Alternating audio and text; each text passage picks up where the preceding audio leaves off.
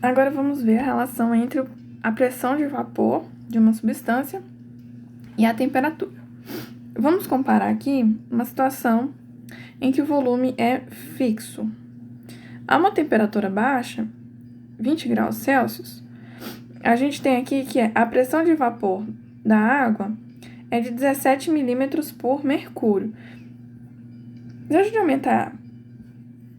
gente aumentar essa temperatura, as partículas elas vão ficar mais energéticas. Então, a gente vai ter uma formação maior de vapor aqui. Então, uma quantidade maior de vapor, a gente vai ter também uma pressão maior. Então, em 20 graus Celsius, a gente tinha 17 milímetros de mercúrio, a 50 graus Celsius, 92 milímetros de mercúrio. Se aumentarmos essa temperatura para 100 graus Celsius, olha só, a pressão de vapor aumentou para 760 milímetros de mercúrio. Então, a gente tem aqui a relação entre a pressão máxima de vapor e a temperatura para a água. Então, conforme a gente aumenta a temperatura, vai aumentar a pressão máxima de vapor. Vamos comparar aqui 3 substâncias: o éter, o álcool e a água, tá? Aqui no eixo X a gente tem temperatura em graus Celsius e aqui a pressão de vapor em milímetros de mercúrio. Desses 3 aqui, quais são os valores dos pontos de ebulição na pressão de 760 milímetros de mercúrio? Bom, em 760 milímetros de mercúrio, a gente tem para o éter 35 graus Celsius, para o álcool 78 e para a água 100 graus Celsius. Olhando para esse gráfico, a gente consegue afirmar qual deles é o mais volátil? Qual deles evapora mais rápido? É aquele que tem a maior pressão de vapor. Então, veja, o éter ele vai ser mais volátil porque numa mesma temperatura a pressão de vapor dele é maior. Então, vamos pegar aqui, por exemplo, em 35 graus Celsius. Então, veja, a pressão de vapor dele é em 760, mas do álcool e da água são bem inferiores, tá? Então, o éter, nesta temperatura, vai volatilizar mais rápido. Bom, já que começamos a falar de pressão de vapor, a gente vai ver um pouco das medições disso, tá? Então, aí a gente tem a higrometria, que é o estudo da quantidade de vapor d'água atmosférico. Então, a gente pode falar em umidade absoluta, que é a quantidade de água em um determinado volume do ar, ou da umidade relativa, que é quando a gente vê a razão entre a pressão de vapor no momento e a pressão de vapor máxima naquela temperatura. Então, a absoluta é a massa de vapor, ou seja, unidades em grama, por unidade de volume. Esse volume aqui é do ar. Só que é mais comum, a gente vê nos noticiários e na meteorologia, se fala em umidade relativa. Então, vai ser a razão entre a pressão do vapor de água e a sua respectiva pressão máxima naquela mesma temperatura, tá? Então, isso aqui varia de 0 a 1. A gente comumente vê falando em percentual, né? De 0 a 100%. Ou seja, quando a gente tem uma precipitação de 100%, significa que a gente está na pressão máxima de vapor d'água. E aí é por isso que também está associada com a questão da probabilidade de chuva, ok? Então, aqui falamos de umidade. A gente tem agora que comentar a questão de como medir essas quantidades em termos das propriedades. Então, primeiro a gente vai vamos comparar pressão e volume, tá? A gente vai manter, então, a temperatura constante. Por isso que a curva se chama isoterma. Então, olha só. Nessas 3 situações aqui. 1, 2 e 3. Na situação 1, a gente tem um volume menor. Um volume menor, então, a gente tem uma pressão maior. Então, 1 poderia estar aqui, por exemplo. No 2, a gente já aumentou o volume. E o que aconteceu com a pressão de vapor aqui? A pressão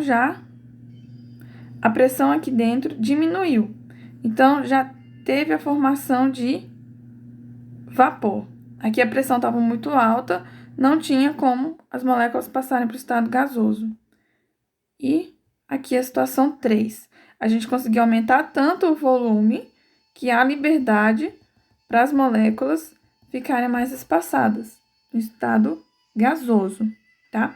Essas curvas, elas também recebem o nome de isoterma de Andrews, mas nada mais são do que um diagrama de pressão por volume, tá? Quando a gente monta esses diagramas, a gente consegue perceber quando você tem o estado líquido, a mistura do líquido com o vapor e o estado de vapor. Construindo isso aqui para várias temperaturas, então veja, temperatura 1, a gente tem essa isoterma aqui. Então, a temperatura mais baixa, dentro desse intervalo de volume, a gente tem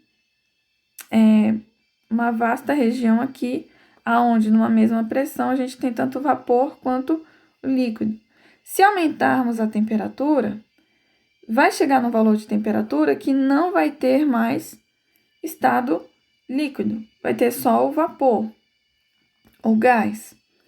Então, existe uma temperatura crítica em que a gente tem o maior valor de pressão em que é possível ter estados líquido e de vapor. Então, esse é o diagrama de pressão e volume. Outro diagrama também muito usado é o de pressão por temperatura. E nele a gente consegue ver as 3 fases. Então, aqui a gente tem um diagrama de fase, que é pressão por temperatura. E aqui a gente tem 1, 2, 3, 4 regiões. Isso aqui saiu dobrado, não sei por quê. O que são essas regiões? Cada região é um estado da matéria. Em onde a gente tem as maiores pressões e as menores temperaturas, a gente tem o estado sólido. Em 2, onde nós temos pequenos valores de pressão e altos de temperatura, a gente tem o vapor. Aqui, a gente tem o estado líquido, temperaturas mais altas e pressões mais altas. Acima de uma temperatura crítica, a gente só tem o gás, tá? Mais pra frente eu vou falar um pouquinho a diferença entre o vapor e o gás. Por enquanto, vamos só entender esses elementos aqui. Então, temos 4 regiões. Essa região sólido, essa região 2 é a de vapor, 3 líquido e 4 gás. Agora temos 3 curvas, a curva A, B e C. A curva A está separando o estado sólido do vapor. Quando a gente tem uma transformação do sólido para o vapor, a gente tem uma sublimação. A curva B separa o sólido do líquido. Então, a transformação de fase do sólido para o líquido é a fusão. E a curva 3 está separando o estado líquido do estado de vapor. Então, aqui é a curva de vaporização. Muito importante conhecer o nome dessas curvas, tá? Além das regiões e das curvas, nós temos 2 pontos. Esse PC aqui e esse PT.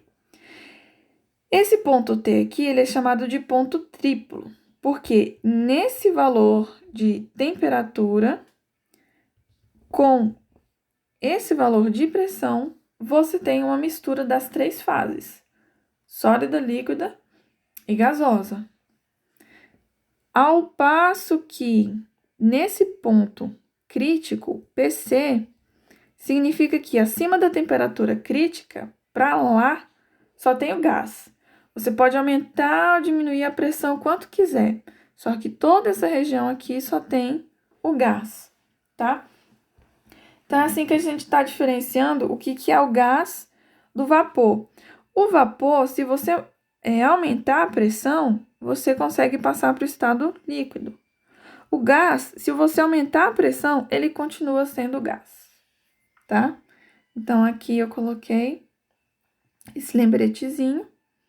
O vapor é um estado no qual a substância pode facilmente se liquefazer, ou seja, voltar para o estado líquido, apenas se aumentarmos a pressão do sistema ou abaixarmos sua temperatura. Enquanto que o gás é o estado em que a substância só pode ser liquefeita se você necessariamente, além de mudar a pressão, tiver que diminuir a temperatura. Beleza?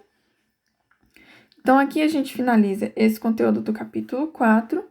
Lembrando que na semana que vem a gente tem a parcial 2, que tem também esse conteúdo do capítulo 4.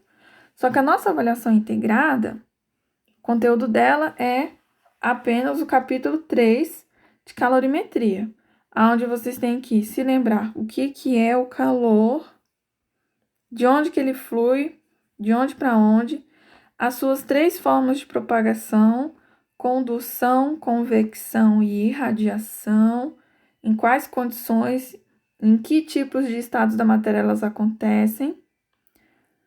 Lembrar das fórmulas de fluxo de calor e da lei de Fourier, aonde fluxo de calor é o quê? A quantidade de calor que passa por tempo, é a velocidade com que o calor está sendo transferido. Isso para um material condutor, se nós conhecermos a sua condutibilidade, se nós conhecermos a área em que o calor tem que atravessar e a variação de temperatura, além da separação entre a parte quente e a parte fria, que a gente está chamando de espessura, a gente tem a lei de Fourier para o fluxo de calor. E também o que é calor latente e calor sensível.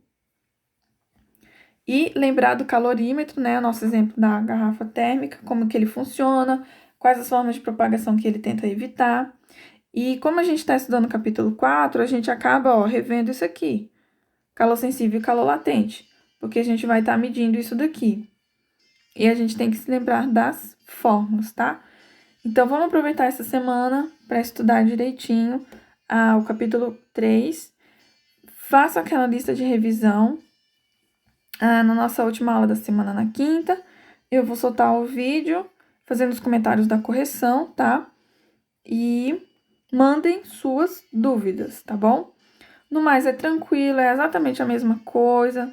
Várias questões de certo e errado, umas 2 questões de múltipla escolha, uma questãozinha de cálculo, que vai ter alguma dessas 2 coisas aqui, tá bom?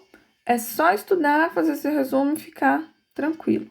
Qualquer coisa, tô aqui para ajudar, beleza? Até mais!